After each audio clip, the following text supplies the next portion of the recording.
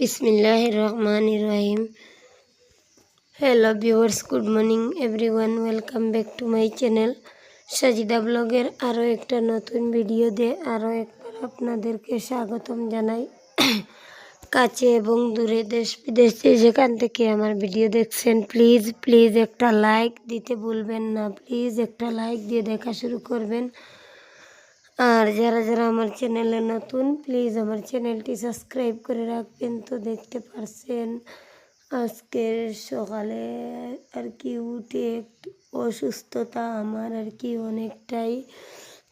অনেকটা অসুস্থ আমি, এর জন্য সকালে উঠে কোনো কাজ করতে পারি না। এখন বাজে সকাল 8টা অবধি আর কি আমি এই ফরাসের বিচিগুলা শুলে নিলাম। তো আমার মেয়েও আমাকে হেল্প করছে।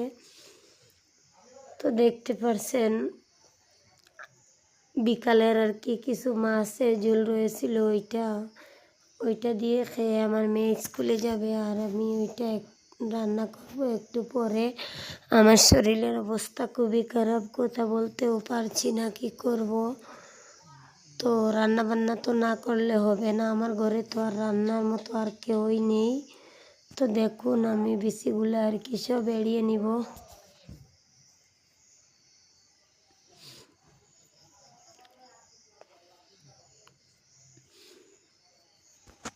তো ওই বিচিগুলো আর কি যদি সঙ্গে ভিজিয়ে রাখি তাহলে ওইটা আর কি হয় না। তো আমি আগের দিন রাতে ওইটা তো আপনাদেরকে দেখিয়েছিলাম, ভিজিয়ে রেখেছি। তো ফাইনালি আর কি সব কটা শুলে নিলাম। তো এখন ডেকচি বসিয়ে তারপর পেঁয়াজ রসুন দিয়ে আর কি আমি আজকে শরীরটা তেমন ভালো না, রান্নাটাও ভালো হবে না মনে হচ্ছে। তারপরে আবার নিরামিষ রান্না, আজকে রান্নাতে একদম মন নেই আর কি। ইচ্ছা না থাকা সত্ত্বেও আর কি রান্না করছি, কারণ ছেলে মেয়ে তো আর না খেলে হবে না। নিজে মনে হয় বাদ দিলাম, কিন্তু ছোটো বাচ্চারা তো খেতেই হবে। তো দেখতে পারলেন তো আমি শর্টকাটভাবে রান্না করলাম, তেমন একটা মজাও হবে না মনে হয়। আর এই ডালটা আর কি আমি খাইও না, একটু খাই, বেশিরভাগ খাই না। আমার ছেলেমেয়েরা ওই ডাইলের জন্য পাগল আর কি। ওই ডাইল বা মসুর ডাল যেটাই হোক, ওই ডাল আর আলুর জন্য আমার ছেলেমেয়েরা পুরো পাগল। তো এদের যদি ডাল আর আলু হয় তাহলে আর কোনো কথাই নেই, ওরা পেট ভরে খাওয়া দাওয়া করে। আর দেখুন আমি আপনাদের সাথে কথা বলে রান্না করছি। তো আজকে রান্নাতে তেমন মন নেই। তো আমার অসুস্থতা বলতে আর কি আমার আর কি বসে যদি থাকি উঠলে আবার মাথা ঘুরায়, তারপর হাতে পায়ে ব্যথা, কি জানি হয়েছে সেটাও জানি না। ডাক্তার দেখাতে এখনও যাইনি। আগে আর কি গিয়েছিলাম আপনাদের ভাইয়া থাকতে, একদিন রাতের বেলা গিয়েছিলাম, মনে হয় 15-20 দিনের মতো হয়েছে। আর এখন কয়দিন আর কি যাওয়া হয়নি। তো ভাবছি যাইমু আরেকবার আর কি, আপনাদের ভাইয়া আসলে তো আমি একা যেতে পারবো না।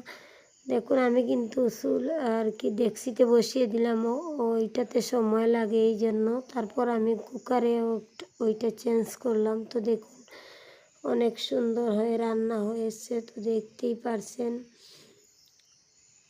রান্না হয়েছে সুন্দর, কিন্তু ওইটা নিরামিষ রান্না, আমার খেতে ইচ্ছে করছে না। আর এদিকে দেখুন নাগামরিচের চারা করিয়েছিলাম, তো একটাও গাছ আর কি ফুটেনি। তো মাত্র গুনে এখানে 4টা গাছ নাগামরিচের হয়েছে। আর সব কটা হচ্ছে লঙ্কা বলতে এই লঙ্কাটা আর কি কালো লঙ্কা, আমি আগরতলা থেকে নিয়ে এসেছিলাম বীজগুলো আর কি। আজকে ফাইনালি লাগিয়ে দিলাম, দেখা যাক কী হয়। আর দেখুন বন্ধুরা আমার 2টা আনারস ধরেছে, ওই আনারসের গাছগুলো আর কি আমি নিজের হাতে লাগিয়েছিলাম। তো অনেক খুশি আমি এই 2টা আনারস থেকে, কারণ খাওয়া তো বড় কথা না, নিজের হাতে লাগানো একটা জিনিস গাছে ধরলে আর কি খুবই ভালো লাগে। আর এদিকে দেখুন ঝিঙ্গাও মোটামুটি একটা বড় হয়েছে, মনে হয় আরও 2-1 দিন পরে আর কি উঠানো যাবে। আর দেখুন সবজি বাগানের কি একটা অবস্থা, আমার শরীরটা ভালো নেই এই জন্য আর কি যত্ন নিতে পারছি না।